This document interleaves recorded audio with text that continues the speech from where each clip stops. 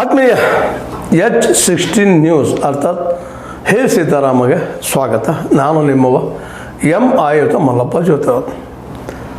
America ಇವತ್ತು April 2 independence day ಅಂತ ಕರ್ಕೊಳಿಕತ್ತದ. ಯಾಕಂದ್ರೆ ತಮ್ಮ ಮೇಲೆ ಏನು ಸುಂಕ ಹಾಕಿದ್ರು, ತೆರಿಗೆ ಹಾಕಿದ್ರು, ಆ ಸುಂಕಕ್ಕೆ ಪ್ರತಿ ಸುಂಕನ ಹಾಕೋರು ರೆಸಿಪ್ರೋಕಲ್ ಟ್ಯಾರಿಫ್ ದೊಡ್ಡ ಸುದ್ದಿ ಆಗ್ತಾಯಿದೆ ರೀ ವಿಶ್ವದಲ್ಲ.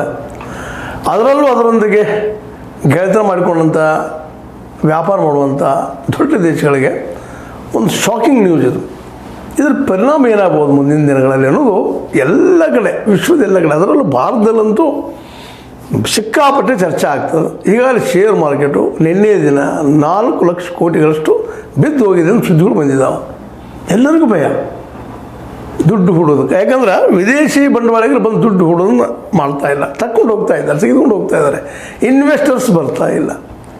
ತಯಾರಿಕಾ ರಂಗ ಮತ್ತಷ್ಟು ಅಥವಾ ಮ್ಯಾನುಫ್ಯಾಕ್ಚರಿಂಗ್ ಸೆಕ್ಟರ್ ಮತ್ತಷ್ಟು ವೀಕ್ ಆಗ್ತಾ ನಡೆದ. ಹೀಗಾಗಿ ಇವತ್ತು ಇಡೀ ದೇಶದ ತುಂಬ ಅದು ಈ ಶೇರ್ ಮಾರ್ಕೆಟಲ್ಲಿ ದೊಡ್ಡ ಗದ್ದಲ ಏನಾಗ್ಬೋದು ಮುಂದಿನ ಕ್ಷಣದಲ್ಲ. ಈ ದಿನ ನಮ್ಮ ಡೊನಾಲ್ಡ್ ಟ್ರಂಪ್ ನಮ್ಮ ಮೋದಿಯವರ ಅತ್ಯಂತ ಆತ್ಮೀಯ ಮಿತ್ರರು. ಅದರಲ್ಲೂ ಇತ್ತೀಚಿನ ದಿನದಲ್ಲಿ ಈ ವ್ಯಾಪಾರದ ವಿಷಯದಲ್ಲಿ ಇಡೀ ವಿಶ್ವದ ಮೇಲೆ ವ್ಯಾಪಾರ ಯುದ್ಧವನ್ನು ಸಾರಿದವು.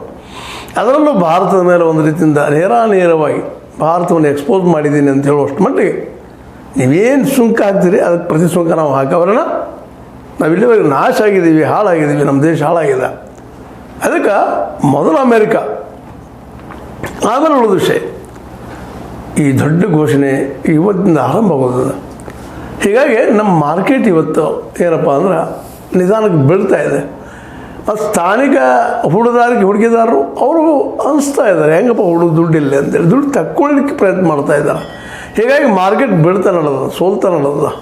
ಇದೊಂದು ಕಡೆ ಆದ್ರೆ, ಇನ್ನೊಂದು ಕಡೆ ಪ್ರತಿ ಸುಂಕ ನಾವು ಅಮೆರಿಕ ವಸ್ತುಗಳಿಗೆ 10%, 15%, 8% ಹಚ್ಚಿದಾಗ ಅವರು 2-3% ಹಚ್ಚಿದ್ದ ಹಿಂದಿನ ದಾಖಲೆಗಳು. ಈ ಸಲ ಹಾಗಿಲ್ಲ, ನಾವು 10 ಟ್ಯಾರಿಫ್ ಹಚ್ಚಿದ್ರೆ ಅವರು 10 ಹಚ್ಚವ್ರನ್ನ. ಹೀಗಾಗಿ ಆ ಪ್ರಮಾಣದಲ್ಲೇ ಅಮೆರಿಕೆಯಲ್ಲಿ ನಮ್ಮ ವಸ್ತುಗಳು ಮಾರಾಟ ಆಗ್ಲಿಕ್ಕೆ ಸಾಧ್ಯ ಇದೆ ಅಂತ. ಕಡಿಮೆ ಟ್ಯಾರಿಫ್ ಹಚ್ಚಿದಾಗ ಅವ್ರಿಗೆ ಸವಿಯಾದ ಅಲ್ಲಿ ಜನ ಕೊಡ್ತಾರೆ. ಯಾವಾಗ ಅಲ್ಲಿ ಟ್ಯಾರಿಫ್ ಅದು ಕೂತ್ಕೊಂಡಿದ್ದಪ್ಪ ಅಂದ್ರೆ ಅಲ್ಲಿ ಪ್ರಾಡಕ್ಟ್ ಇದ್ದು ಇಲ್ಲಿ ನಮ್ಮ ಪ್ರಾಡಕ್ಟ್ಗಳು ತುಟ್ಟಿ ಆಗಿಬಿಡ್ತಾವಲ್ಲ. ತುಟ್ಟಿ ಆಗೋದ್ರಿಂದಾಗೆ ಸಹಜವಾಗಿ ನಮ್ಮ ವಸ್ತುಗಳನ್ನು ಅಮೆರಿಕದಲ್ಲಿ ಕೊಳ್ಳೋದಿಲ್ಲ.